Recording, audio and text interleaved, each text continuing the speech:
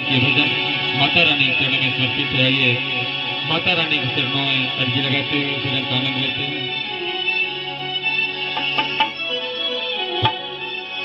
हाथ में त्रिशूल गरबा,